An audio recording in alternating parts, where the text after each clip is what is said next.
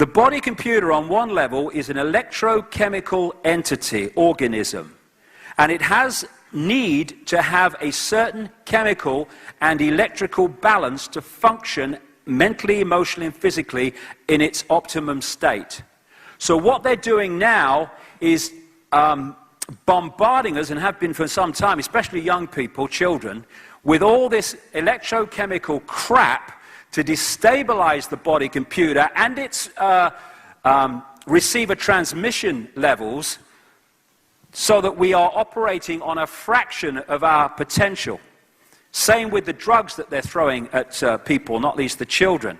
So many of these people, these kids that go crazy with guns, almost all of them in the end turn out to be drugged up with this stuff. Aspartame, the sugar substitute, is a brain suppressant and rewirer, which was brought onto the market as head of Searle Pharmaceuticals by this guy, Donald Rumsfeld, who keeps coming up in many guises, who sold out for a fortune to Monsanto, who now own aspartame. Fluoride, that lady Anna Bligh up in Queensland is putting fluoride in the Queensland water. They put it in the water of concentration camps in Germany to suppress and make docile the inmates. Fluoride is a brain suppressant. Monsanto, again, comes up again and again. The home of genetically modified food. Why? Because it's to genetically modify us. Genetically modified food affects human DNA. And I'll give you an example of just how detailed this is, because what it comes down to on so many levels is there is a level of knowledge here about how everything works, and then there's a level of knowledge that the public are allowed to have. I'll tell you a story I came across only last week. We have a treatment for cancer called chemotherapy, which is equivalent for most people to assisted suicide. Stone Age medicine.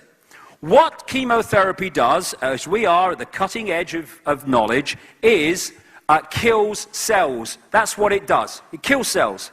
It doesn't kill cancer cells only, it kills all cells. And the question is, do we kill enough healthy cells to kill the patient before we've killed the cancer cells to rid of the cancer? So what they're doing now is, some people anyway, they're trying to find drugs or a biomarker that will put into cancer cells which will only attract the drug and the healthy cells won't.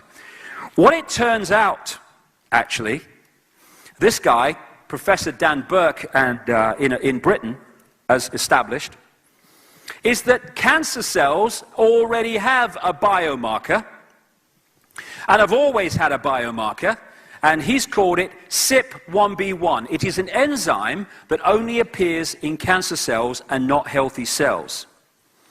What he then did was get with another man, Professor Potter at Leicester University, who came up with a substance found in many fruit and vegetables, which is called salvestrols. That's what they call it. And they found this. The CYP1B1 enzyme, only in cancer cells, interacts with salvestrols that we get from fruit and vegetables and turns it into a cancer-killing agent. So we have had a natural cancer response system. As long as we eat fruit and vegetables in rich numbers with these salvestrols in them, when we get a cancer cell, the CYP1B1 enzyme within the cancer cell, but not in the healthy one, creates a chemical reaction with the salvestrols and kills the cancer cell, and doesn't harm normal cells. You get salvestrols in those fruit and vegetables that are subject to fungal attack, because the salvestrols are what the fruit and vegetables produce to deal with a fungus attack. And the reason salvestrols work against cancer, because we're going to find out, and it's going to be established eventually, cancer is actually a form of fungal attack on the body. Now, this is where I'm going. In the 1950s, they introduced chemical farming. From the 1950s, we have had an epidemic of cancer in the Western world. So what is the effect of this?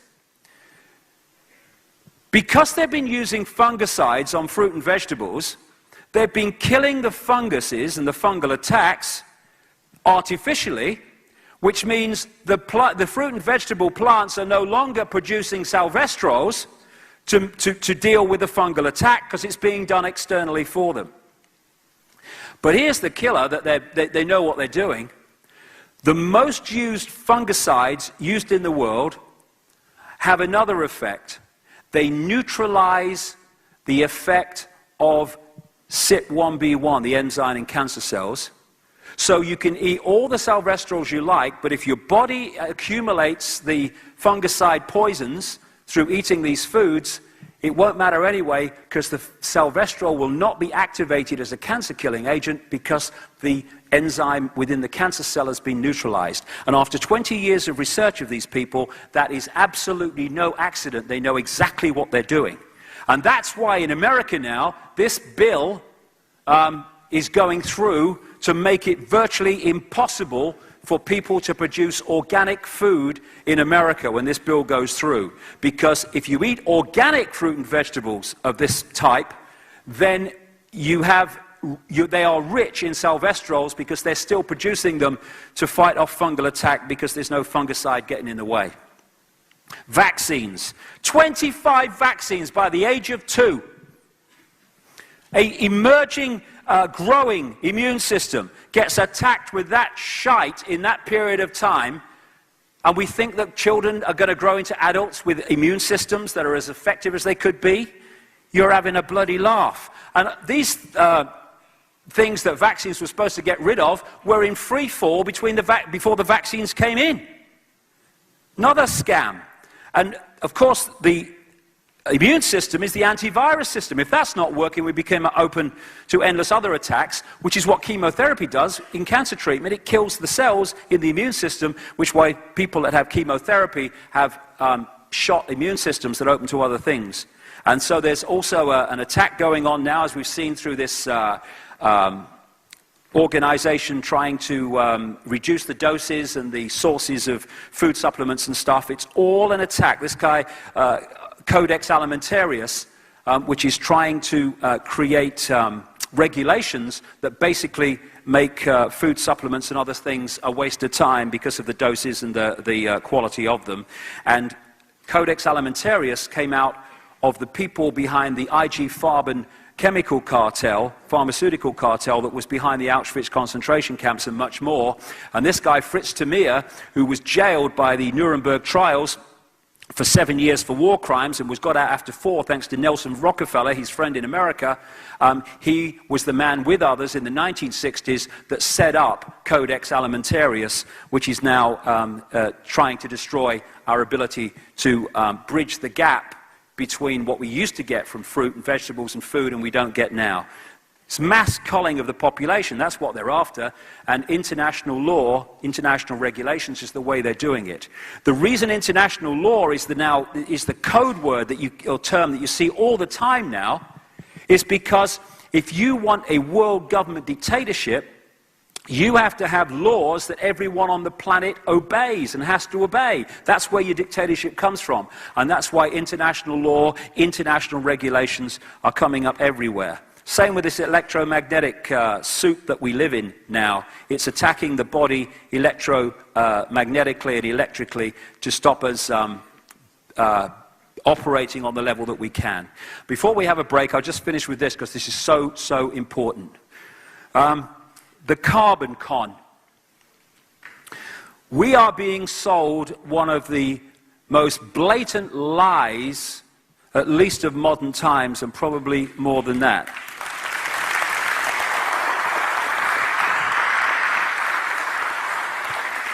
In this network, you'll see the Club of Rome, started in 1968. The Club of Rome is there within the network to manipulate the environmental movement to advance this agenda of global centralization.